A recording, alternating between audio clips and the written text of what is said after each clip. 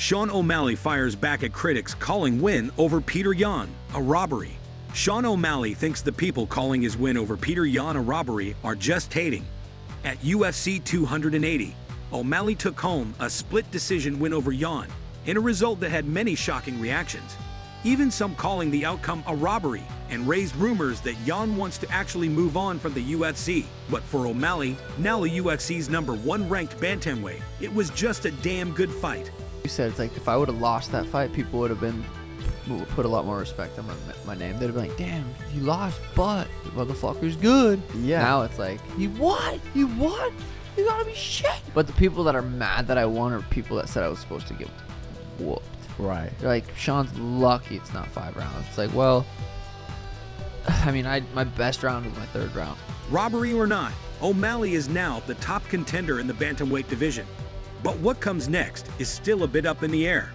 Champion Aljamain Sterling threw out several possible names for his next opponent, including O'Malley, even though that doesn't seem realistic right now taking into consideration Dana White has been pretty vocal about bringing Henry Cejudo back and letting him challenge for the title.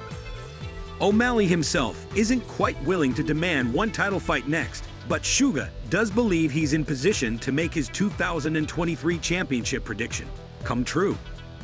Volkanovski explains deeper meaning to possible McGregor bout.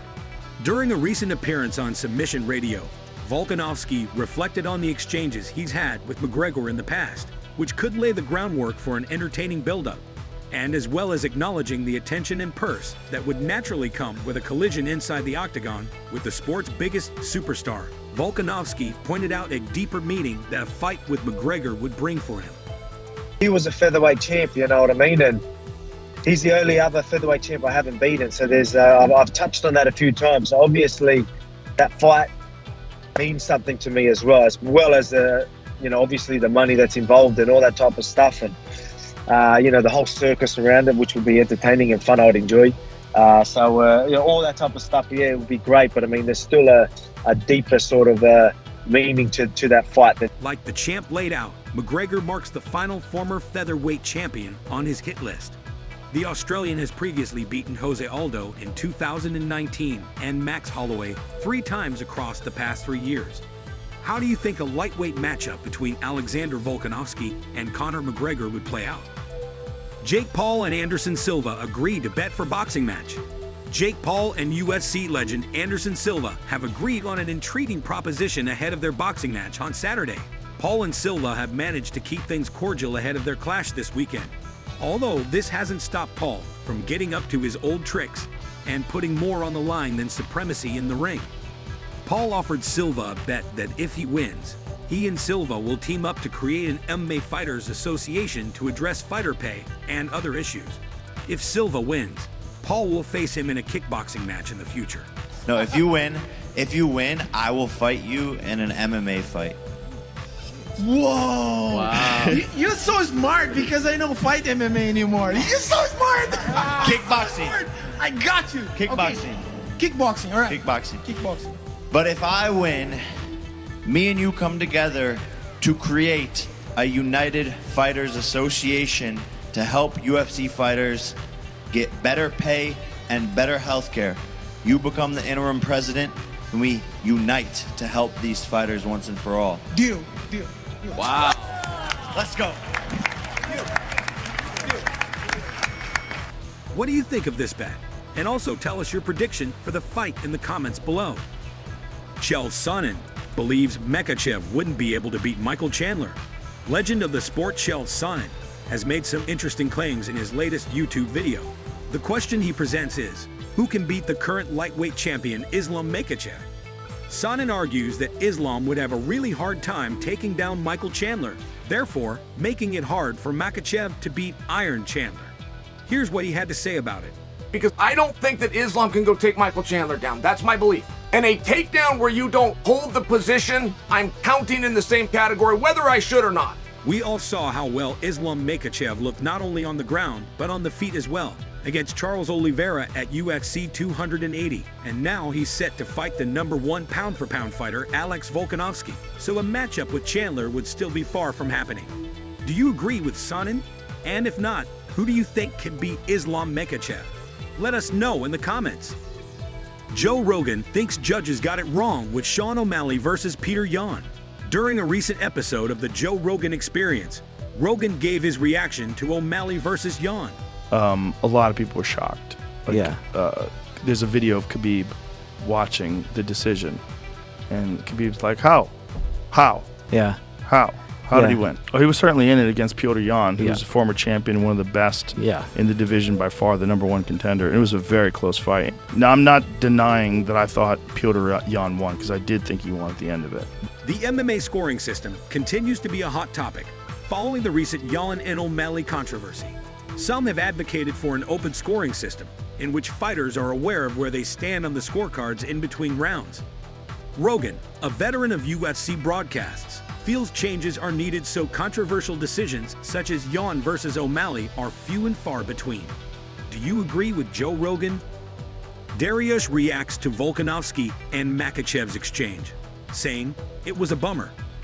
During a post-fight appearance on Submission Radio, Dariush was asked how it felt to see Volkanovski effectively secure an opportunity to jump the queue and share the octagon with Makhachev in 2023.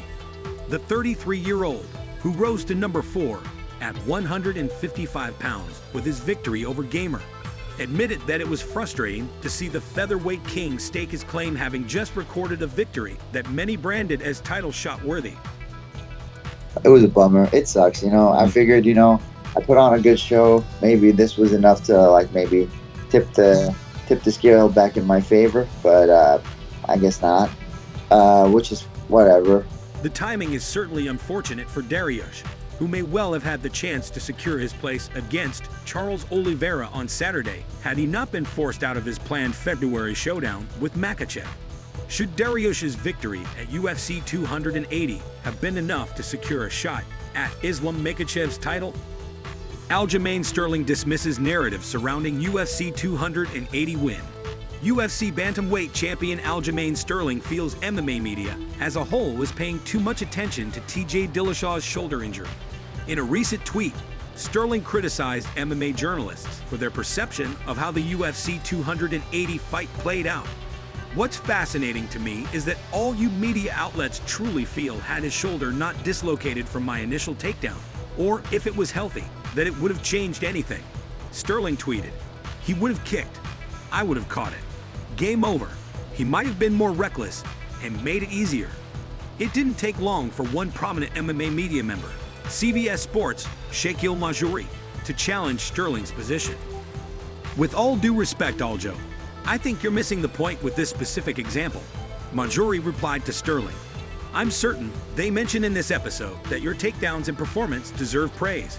They're only suggesting that Dillashaw's camp robbed the fans of possibly experiencing a competitive fight, in my opinion. Are you taking Sterling's side here? Or would the fight have been completely different if it wasn't for Dillashaw's shoulder injury?" TJ Dillashaw defends his injured shoulder following the loss. Sticking with the shoulders theme, TJ Dillashaw explained that his shoulder injury was a long-standing problem and that he didn't think about pulling out because it was a lingering one that he had overcome before. Of everything else, but I've fought like this before. I knocked out Cody Garbrandt twice with 2 blown out shoulders. My shoulders were both dislocating for that Garbrandt fight. Before that first Garbrandt fight, I tore my left shoulder on the Ultimate Fighter during the coach's challenge. We were playing tetherball on that balance beam, and I fell off and tried to catch myself and hurt my shoulder. In that fight camp, I dislocated my shoulder probably a good 10 to 15 times. Dillashaw lost his title following testing positive for a banned substance. He served a 2-year suspension and returned with the goal in mind of regaining the championship. He was willing to fight through any pain he was experiencing in order to reach that goal.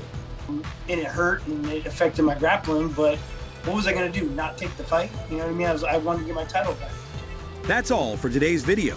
If you want to know the latest UFC news, subscribe to the channel, hit the notifications bell, and click the like button so you don't miss any details about the upcoming fights. Thanks for watching. See you soon.